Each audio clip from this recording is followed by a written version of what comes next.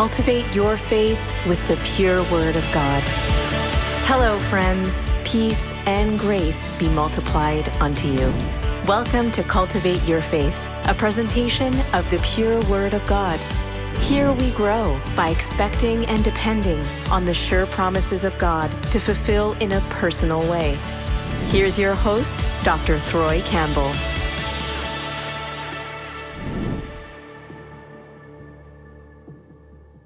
Hello, my friends. Our guest is a leadership coach and three-time Amazon best-selling author.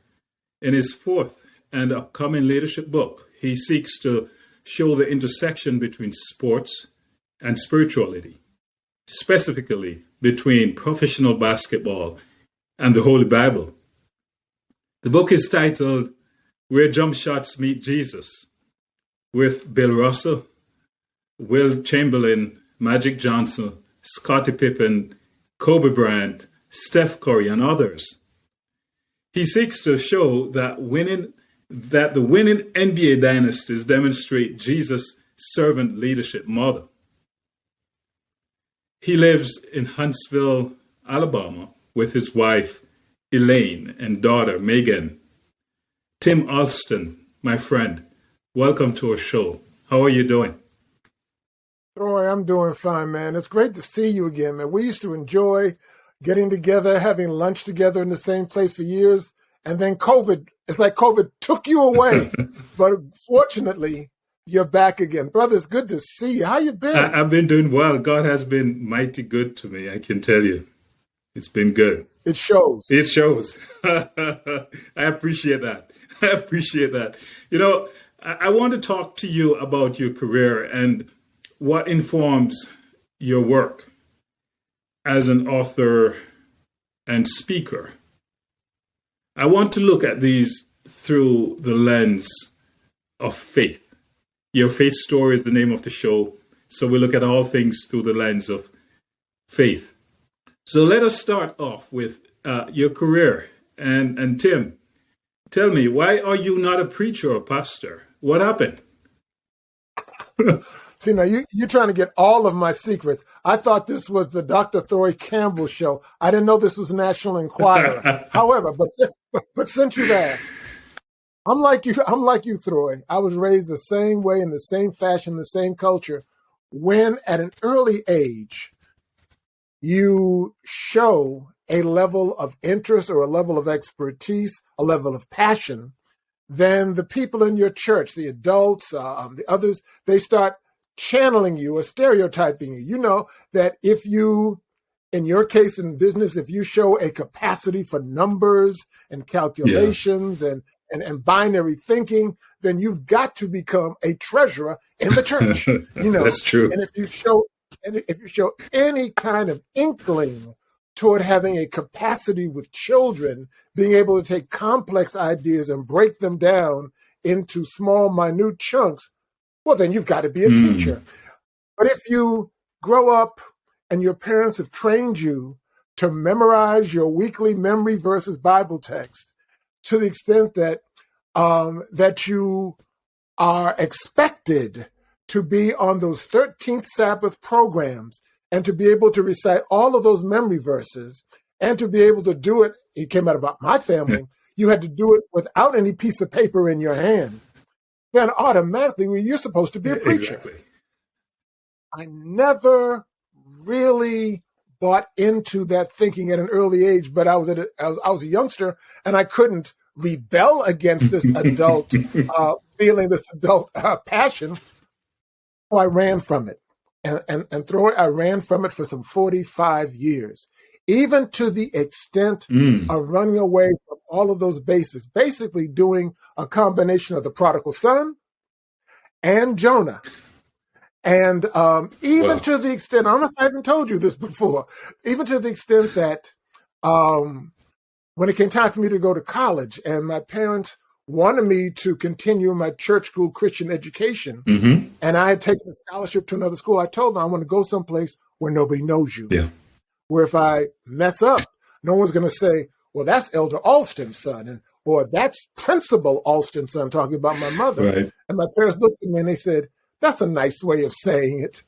And even though I accepted the scholarship to my beloved alma mater, Hampton Institute, which is now Hampton University in Virginia, God has a sense of humor. And that same month, August 1972, that I was heading down to Hampton on August 29th to start my freshman year, earlier that month, my parents accepted administrative staff positions at my mother's alma mater, Oakwood College. Oh, so the same interesting. day, Yes. the same day that they put me on the Greyhound bus and heading down to Hampton, Virginia, my mother was driving my younger brother and sister those 1,472 miles from Everett, Massachusetts to Huntsville, Alabama. So that was part of my running away. Yeah.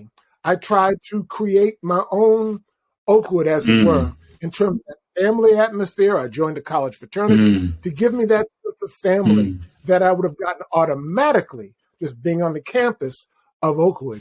But in God's sense of humor, and I talk a little bit about it in the book, I'm from Boston, Greater Boston, Everett to be exact.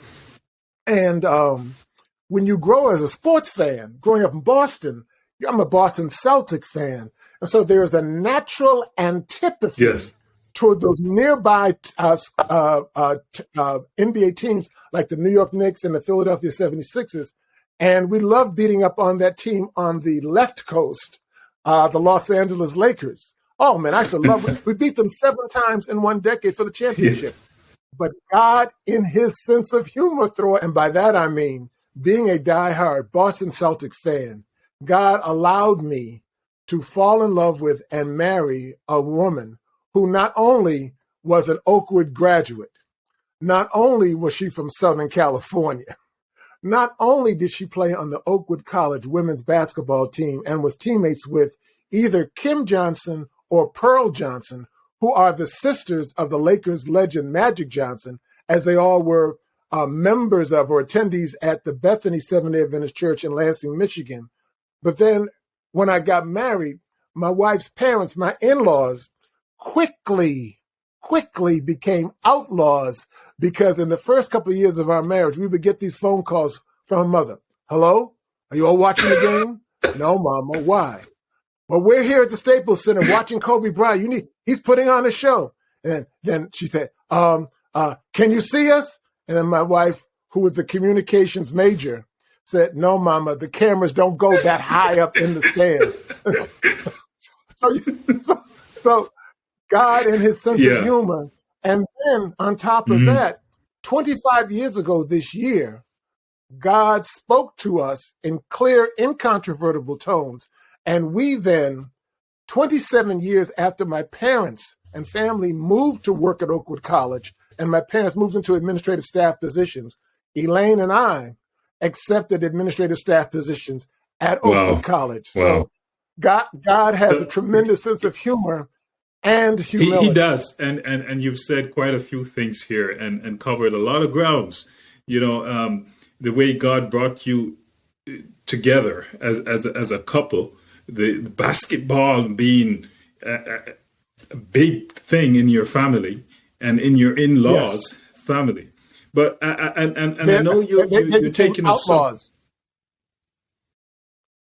They became outlaws because of basketball and the teams they like. Right. Now I know we're going somewhere, because basketball has become a big part of who you are. Not that you become an NBA player, but you become an author, including these players. But before we get there, I want to highlight something. And you said it took you 45 years to discover your strength, or was it to discover your weakness? Can you talk about that? It was not the quick answer, Throy. It was not either or. It was yes and. I was running away from those basics. Right. And if you look at my Social Security Administration record, in my 41 years of working, Throy, I was fired 13 times. 13 times. And it's not I became funny, but what I have to crack up. Well, I have to laugh too, because of God's sense of humor and humility. Yes. I was what I would call a celebrated failure. In the majority of the jobs that I had, I would always end up winning a top company or industry award, and shortly thereafter, I would get fired. And the lesson that it taught me, Troy, as business professor, what it taught me was the fact that you were not a failure, Tim. Otherwise, you wouldn't have gotten those company industry awards. But God was saying, this is as high as you're going to go because you're not fulfilling the mission for which I have prepared you. So take your little trinkets and move on. And the other part of it is the fact that in 41 years in the workforce, never once, Throy, did I ever receive a job promotion. And the thing that was so amazing about that to me, and most people look at me like, what's wrong with him? God never wanted me to feel comfortable and to feel settled in those jobs, because his goal for me with what we're talking about now is to move me from job to a career. Right. And from a career, more importantly, into a calling, because a job is what you do, but a calling is who you are. Wow. And after so many doors kept closing, when you get down, I've learned that just when as a Christian you are down to nothing, know that our God is up to something. Right. Many words, right? That there's a difference between a job and a career. And there's a difference between a career and a calling. Gee, I wish I had said that. No. Back in the days, you get employed at General Motors as a mechanic, and you spend 30 years being promoted from one position to the other. And that's your career path. Today, there's no boundary. There's no linear career path anymore. You work at this organization, you move to another, different position, and somehow you discover your strengths and your weaknesses, and somehow you discover your calling in the midst of that. Is that what you're saying? That's exactly what I'm saying, is that research tells us that the average American will change jobs or change careers at least 7 times during their work life. You move here and there and you learn different kinds of things. And I certainly am guilty of that. And that's what we're going to get to. We're going to get to what your calling is, but I still want to probe. A little bit. You know what you once said to me, and I never forget, that you think you are a recovering egoholic. Talk to us about that. I began to realize, well, actually, I was a sophomore in college at Hampton. My family and my parents were living and working at Oakwood College. I was having a wonderful time in that private HBCU environment, historically Black college university environment. My parents really thought and believed and hoped that I would get this Hampton fever out of me and come to my senses and come back home, much like the prodigal son. And when I told my parents that I was not coming, my mother, who was then director of student activities there at Oakwood, said something to me. She said, at Oakwood, we don't have all of the activities that you have at Hampton. He said, our women dress differently. This whole speech. And then she said, we can't offer you what Hampton can. And the problem is the fact you can't see yourself here at Oakwood because your ego won't let you see yourself. Wow. I'd never heard that before. I was, ooh. And I ignored it as best I could. And so, as a sidebar, when someone exposes our perceived weakness, just like Adam and Eve, we seek to cover ourselves with fig leaves. And to me, fig leaves, I've taken the word fig leaves and turned it into an acronym. Figleaves, the forgotten and ignored God voids in our lives that we cannot escape, that we cannot avoid because we're vulnerable to them until Emmanuel, translated God with us, saves us.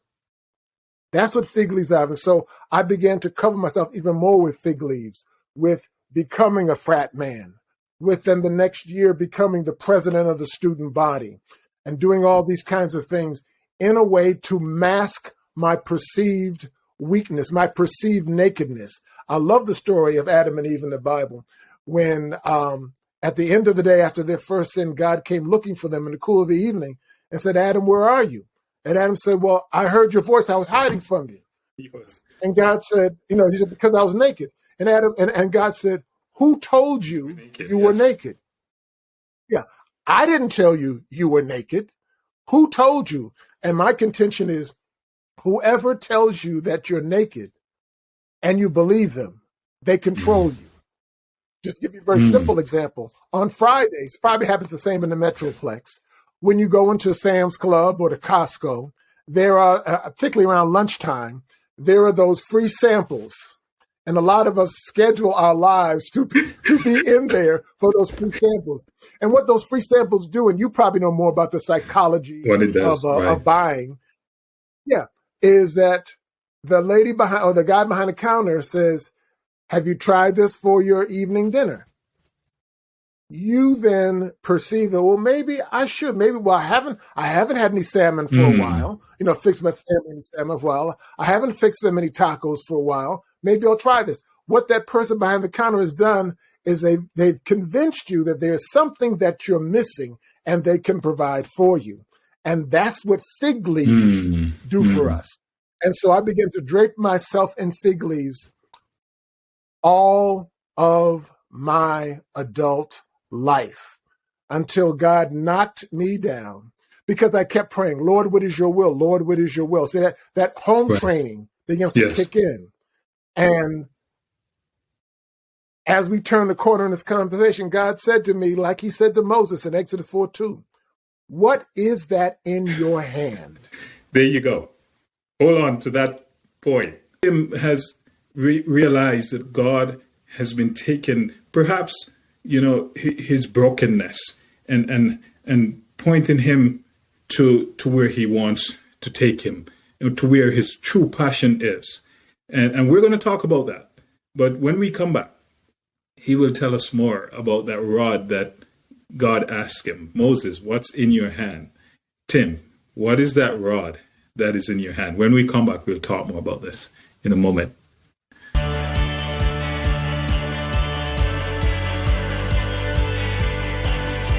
Thanks for listening to Cultivate Your Faith. We cultivate our faith by feeding on the Word of God. By sharing, we receive. By receiving, we grow. Will you share as you have received? Join us next week as we continue our journey. Go to CultivateurFaith.com to sign up to our email list, subscribe for new episodes, and find the resources mentioned in the show notes.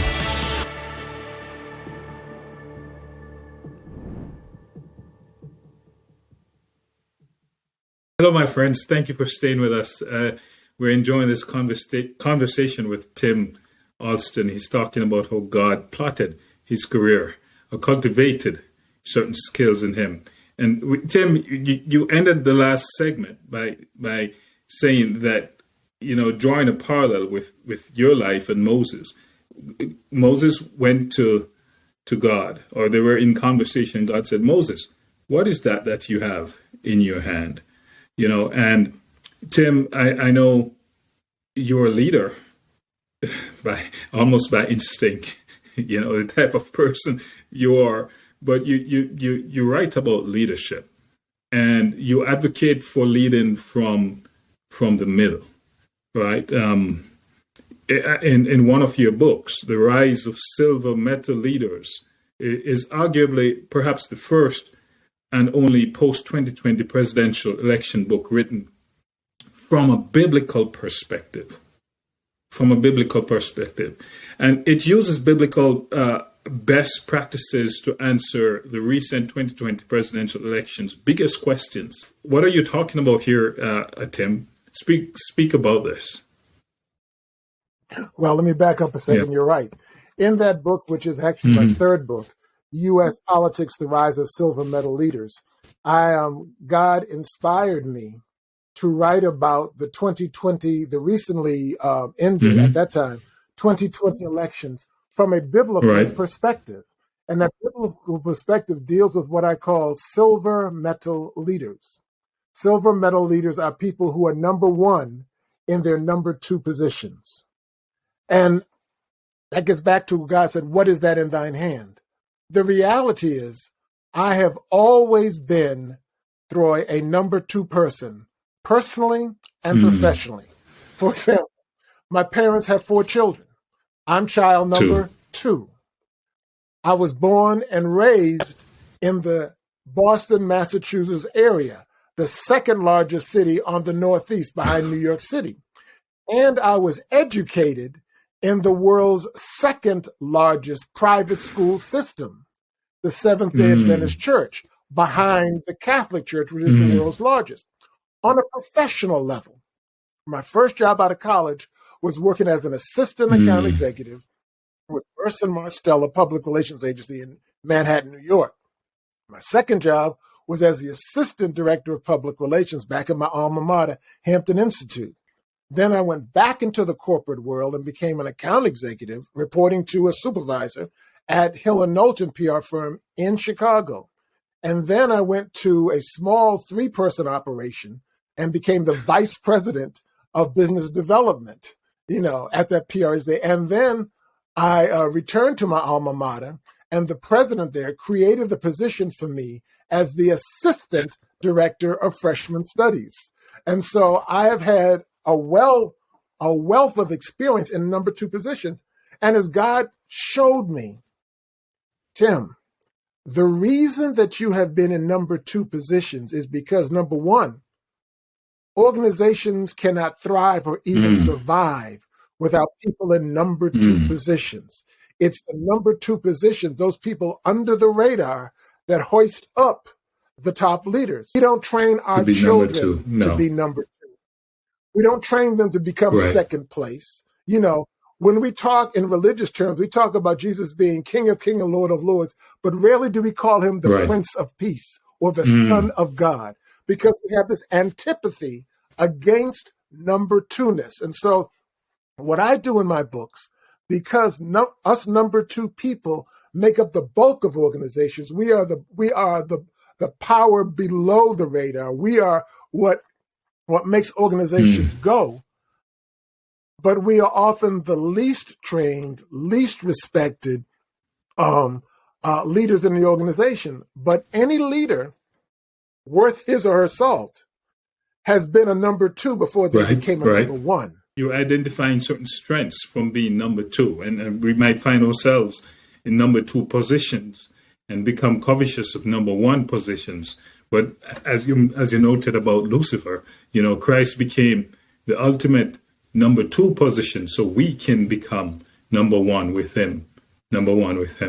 Right. That is. Thank you for sharing that, and that's encouraging for me. I guess I'm number 2 in most settings. Oh, in the kingdom of God, right? Our sons and daughters are number 2, and that's why I use the term leading from the middle, but also the term I created called silver medal leaders. Silver because you report to someone who's in a gold position. Silver medal, METTLE, because to do our job it takes fortitude, courage, and character. And number 3, leader, is we are leaders because not of our title, not because of our position, but the 2 main ingredients of leadership are influence and relationships. Right. I can see how you've used different aspects of your own life experiences and make it into a product, into books. You make it into even a ministry where others can learn from. Here's another thing I want to ask you about, Tim. You have said that your experience with COVID, as a patient, pushed you to publish on the topic. Here again, the happenings of our days seem to have influenced what you write about. Can you talk about it briefly? Surely. In 2020, we got hit with the U.S. COVID crisis. And what I began to notice with the lens that God gave me is that our top national leaders were fumbling the ball and failing us. Their responses were slow and at worst, no. But fortunately for us, there were the leaders in the second tier nationally who were the governors of states. 5 governors in particular. There was Gretchen Whitmer of Michigan. There was Governor Jay Inslee of Washington. There was Governor Gavin Newsom from California. There was Governor, I'm forgetting one. Oh, Larry Hogan, who was the chairman of the National Governors Association and the governor of Maryland. And there was New York Governor Andrew Cuomo. Those 5 governors stepped up, filled the leadership void, saved multiple thousands of lives, and they became the heroes. And so it encouraged me to write this book and talk about the challenges and the benefits of being a number 2 leader, because they ultimately stepped up because time and circumstances elevated them into that number 1 position. And then I wrote a sequel to it last year entitled The U.S. COVID-19 Crisis. It was a sequel where I talked about my own experiences. It was on December 2nd. I came down into the kitchen for breakfast, and I said to my wife, because I usually fix breakfast in the morning, and I said, sweetheart, I said, I can't taste anything, not even the toothpaste I just put in my mouth. And she said, stop, go, now, you got it. You know, and so she went to the coat rack right by the garage door and handed me my windbreaker jacket, turned her back and handed it to me and sent me out. And I came back and I had tested positive. And what that showed me, Throy, was, I believe sincerely, that in his love for me, God allowed me to contract COVID-19 to teach me some valuable lessons. I mean, this was December. And as you well know, as a business professor, the Christmas season, that buying season, most American companies get 40% of their sales just in that 6-week period. So I'm rushing. I mean, I had the first book out. You know, I'm working on that second book and on U.S. politics, trying to get those books out. And God said, whoa. Those may be your plans, Tim. Those are not my plans. Yeah, absolutely. I mean, we had just gotten a hideaway sofa bed, and they put it down in the family room. And the next week, I became the first inhabitant, and so I was sequestered from the family. You were isolated from the family. And I was so weak that when I wake up in the morning, the first thing on my mind was Romans 6:33. I mean, Matthew 6:33. Seek ye first the kingdom, and everything else shall be added unto you. And I said, Lord, I apologize.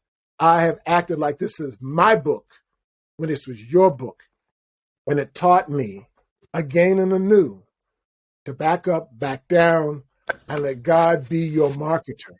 And so that's why I wrote the book. And also there was some other dynamics at work too. I began to realize the fact that even though COVID was bad and we lost roughly about 1.2 million Americans during that pandemic phase, the reality is there also was a silver lining to it, and that there are a number of people who either were laid off or sent to work from their home, who finally then developed the chance to work on their lifetime dream of moving from being a want-to-preneur into an entrepreneur. A lot of innovation came out of that time. They say scarcity begot innovation. Yeah. And so you're telling us that through your struggle with COVID-19, you were moved to write, and God enabled you to pull together your perspectives on leadership, and you wrote about second medal leaders and how they helped us during COVID time. But you also had your own episode with COVID, and that taught you important lessons. You know, so in your upcoming title, where jump shots meet Jesus. You seek to show how winning NBA dynasties demonstrate Jesus' servant leadership model through its top, of course, NBA dynasty servant leaders. So, Tim, explain a few of the NBA rivalries in which you draw this parallel with Bible characters. Gladly. But let me just back up a second, Throy. Let me tell you how this whole thing got started, show how God was in this thing. I was getting ready for a book signing event, and I wanted to get one of those little squares that you put onto the phone to be able to take credit card and debit card purchases. So I went to my banker at Synovus Bank and asked, and she said, well, let me put you in touch with the corporate office. She put me in touch with a corporate office, a relationship manager named Robert Livingston. And I explained what I wanted to do, but he let me down gently. He said, hey, man, you're not generating enough business to really justify the expense of that device. And I said, okay, I understand that. I appreciate it. I said, but what I really want to do is get things in place now, because I've got a book that's coming out in several months. It's about the intersection of jump shots and Jesus. And old boy just froze. He said, wow. He said, you do know, Tim, that basketball was invented at a YMCA gymnasium. And I said, no, I had totally forgotten about not my research. I said, man, I said, the last 7 seconds of this conversation has more than outweighed the earlier first 3 minutes of this conversation. I had forgotten that basketball was invented in a gymnasium of a young men's Christian association. What that conversation did, it did two things. I went back into my Bible days of memory verses, and I remembered the Bible verse that said, be careful, always be willing to entertain strangers, because some have entertained angels unaware. Hebrews 13:2. He became my he new was an best angel. friend. He gave you an inspiration right there. Yeah. He became my angel. And that jump started this book, where jump shots meet Jesus. My goal in that book are several things. I'm a basketball junkie, but the goal in that book is that, Throy, you and I, let's be real, you and I grew up in a world and in a culture where there were sacred conversations, religious conversations, and then there were secular and non-religious, and you never blend the two together. So you certainly not sports with Bible, no. Right. Yeah. You end up becoming what I call bipolar Christians. And that's not what God intends. He said that we may become one. And so my goal with this book is to show the passionate sports fan that if they look deeply enough in the Bible, they will see some strong parallels and be able to make predictions about NBA dynasties. Now, I use the term dynasties because, in my research, there have been 7 teams in the NBA history that have had at least one championship. There have been 2 teams that have had 2 championships. But my definition of dynasty comes from my reading of the Bible and the word and the number 3. And 3 in the Bible, just like the number 7, symbolizes completion, wholeness, and perfection. So therefore, a dynasty to me in the NBA is any team, any franchise that has won 3 championships in the shortest amount of time, which means either 3 in a row or 3 in 4 years. And those teams, the last 5 that have done that have been the 1960s Boston Celtics with Bill Russell, the 1980s Los Angeles Lakers with Magic Johnson, the 1990s Chicago Bulls with Scottie Pippen, not Michael Jordan. I'll get to that in a second. The 2000s Kobe Bryant Los Angeles Lakers, and most recently the Steph Curry 2010s, 2020s Golden State Warriors. Now, the reason that I've named those people, because those 5 people were all top scorers in high school, top scorers in college. But when they got to the pros, their coach said to them, hey, I got scorers. I need somebody to get the ball to them. And if you get the ball to them, we can win. And you'll help to make them Hall of Famers as well as yourself. So Bill Russell backed off of the scoring And his prowess was in blocking shots, defensive rebounds, assists, and steals.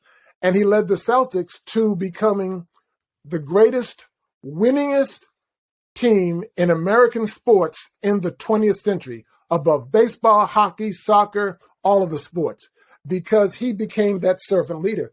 The other thing that I do, I take on what I call the coach's challenge. And if you watch basketball, you see coaches now challenging the referees' calls. Well, I'm challenging the traditional calls of looking at the Bible and sports. So, for example, when I look at the Celtics, what I'm looking at is Bill Russell and his coach, Red Auerbach, and how they compare with Enoch in the Bible, Genesis, and God.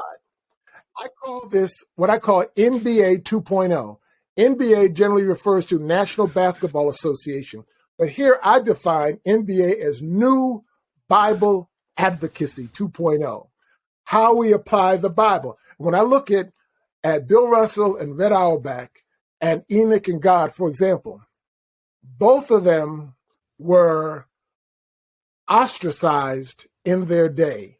Enoch was ostracized in a very heathen, antediluvian world. Bill Russell, because he was black, he was outspoken, and he played defense where other people did not. You know, Enoch got so close in his relationship with God, God said, come on, go with me. And he translated him into heaven. Bill Russell and Auerbach were so close. A reporter once asked Auerbach, when Russell was a rookie in 1956, he said, well, how are you going to handle Russell? Auerbach says, you don't handle people. You handle mules. You respect people. And that's what I give Bill Russell. So when Auerbach in 1966 moved up to the front office, he carried Bill Russell with him and carried him up into the position of being player coach, the first black manager in all American team sports. Enoch became the first human to ever be translated. So I look at those kinds of parallels. That's some powerful parallels. That's interesting. But I pair what I call Captain Magic Johnson, the Super Laker, and I pair him with Captain Naaman, the Syrian leper. Because both of them, each of them was infected by the ultimate killer disease of their day. Naaman, leprosy, Magic Johnson, HIV/AIDS. Both of them conquered it. Both of them became spokesperson for it. Both of them enjoyed favor with top leaders. And God blessed Magic Johnson. I believe it was because his mother, his brother Larry, and are all members of the Bethany Seventh-day Adventist Church in Lansing, Michigan. Magic has become an icon in terms of disease prevention, disease control, as was Naaman.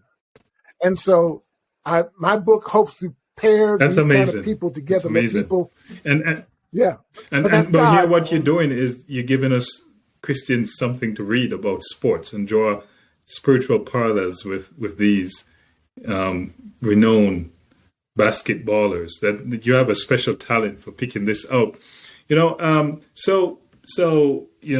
think of my son as someone who aspired to play basketball, but he does it well, but because of his Christian beliefs, he hesitate. He was recruited for his high school basketball team, but he had to turn it down.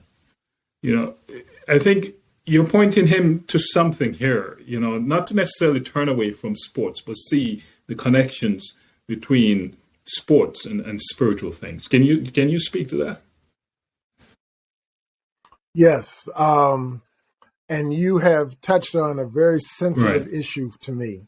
I too was recruited when I was in my first year of Greater Boston Academy, but recruited by the local high school to play ball. My father had played ball at the local high school in his day, and he showed me a clipping once. He was on the football team and the track team. showed me a clipping once that said that Thomas Allston, my father, my namesake, would not be playing in this Saturday's game because of his religious convictions. And I said, wow. And I begged my parents to let me go. Now, my parents are staunch, only see black and white SDA church school educators. They know that. But I was able to convince them to let me go. Well, my father, at least. And I'll never forget when Dad told me the decision that they had made on July 27th, 1969, when he allowed me to go on probation 1 year to public school. And he said to me in the car, he said, Timmy, we know what's going to happen, but you need to have this experience for yourself. And so I transferred to the local high school. Because of transfer policies, I was ineligible the first year. And the coach that recruited me later left and took a coaching job at another school. And the Bible text rings in my head from Exodus 1.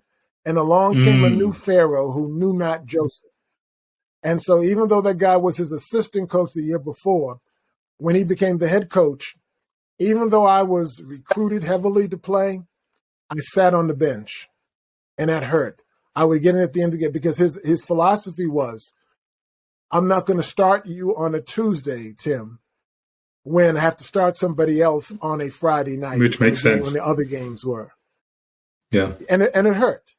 But it taught me, and I think of my father's words, we know what's going to happen. So it allowed me to become a neighborhood basketball star, a summer league basketball all-star, and I began to achieve in those realms. But what you're touching on, I mean, you're touching on my experience that I tell in the last chapter of the book, where I talk about playing for my church team here in Huntsville at First Church, and we were playing against Madison Mission.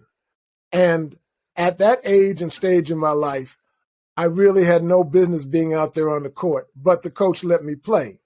And I'll never forget my last shot, or I should say my last shot attempt. I missed, but the guys from Madison Mission were so good that we had to switch from playing man-to-man to playing zone defense, where each person covers an area of the court. So I missed the shot. My ego is down, my feelings are hurt. I'm running back up the court, and I'm trying to cover this young, fast guard who had just defended successfully against me. And I'm trying to defend against him. And the coach yells at me, he says, Tim, stay at home. And what he meant is go back into the position that you're supposed to be in. And those words have stuck with me. Right. Stay at home. Stay at home. Stay at home. Isn't that what God is trying to do? Put us into the position that he has preordained, perhaps, for us. Right? And you've made that clear.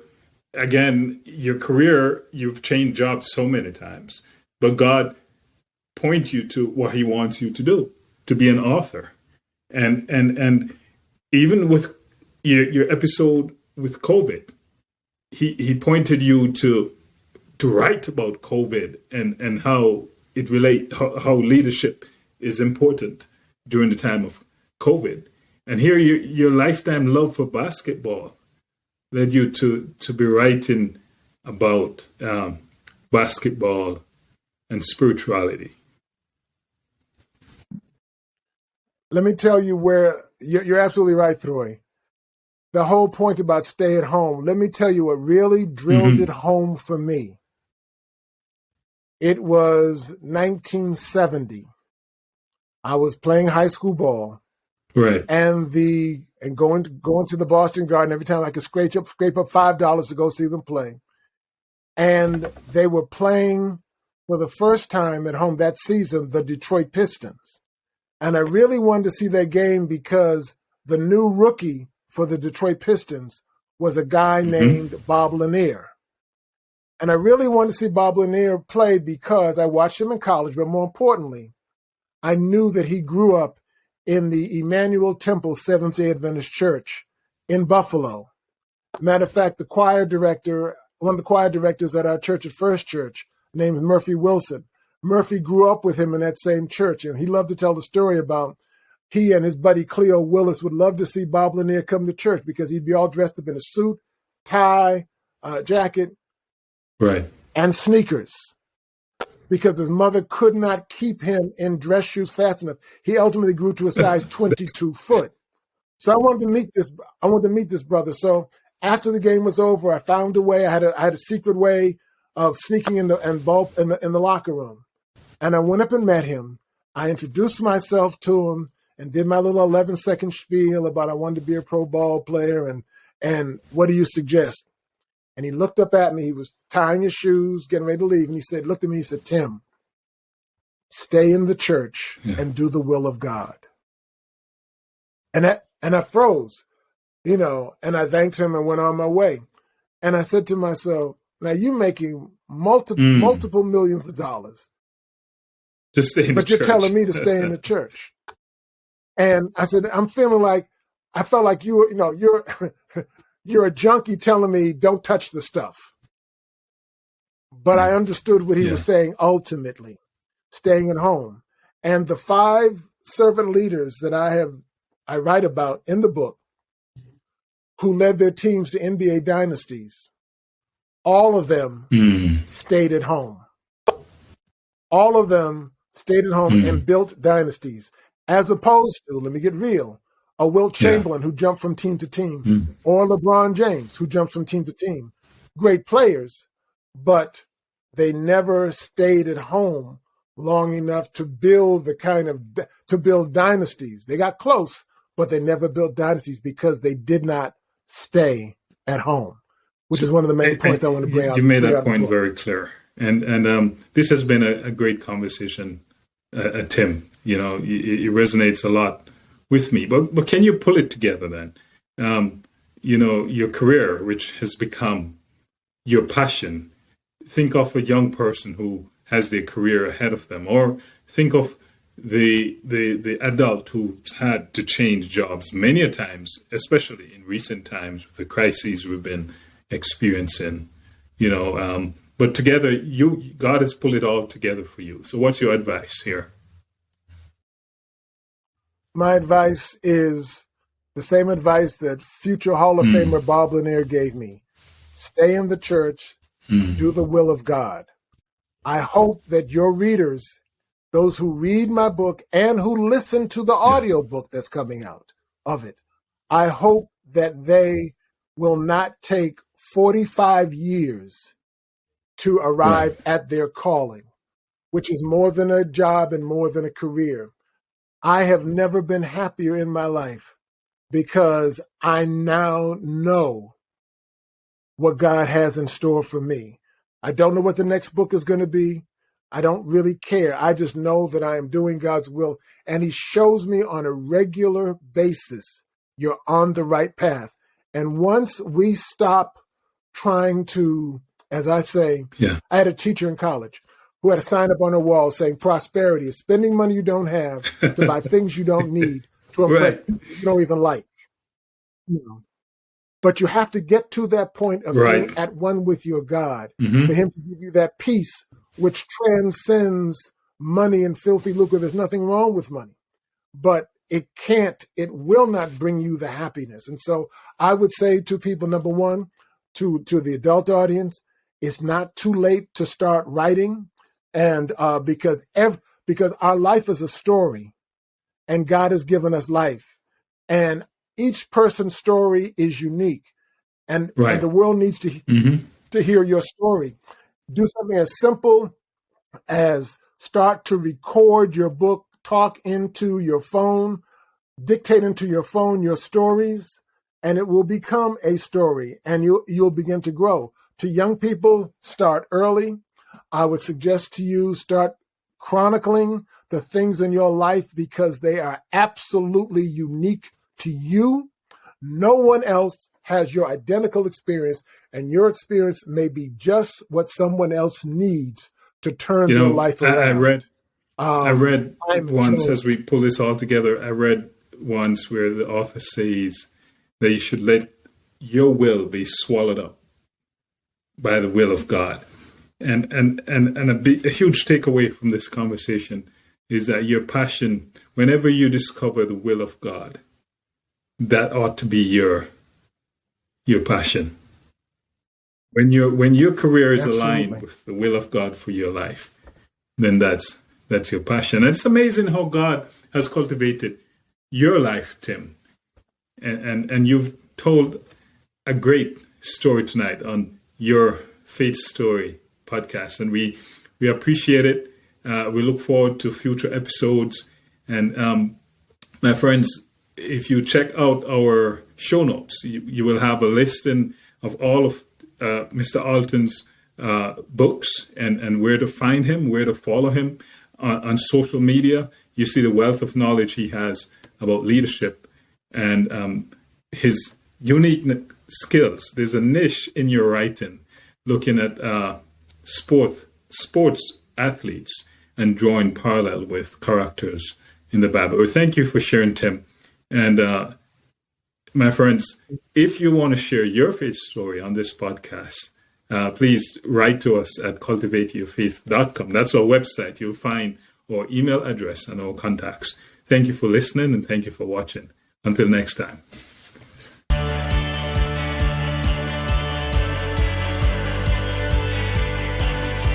Thanks for listening to Cultivate Your Faith. We cultivate our faith by feeding on the Word of God. By sharing, we receive. By receiving, we grow. Will you share as you have received? Join us next week as we continue our journey. Go to CultivateurFaith.com to sign up to our email list, subscribe for new episodes, and find the resources mentioned in the show notes. Until next time.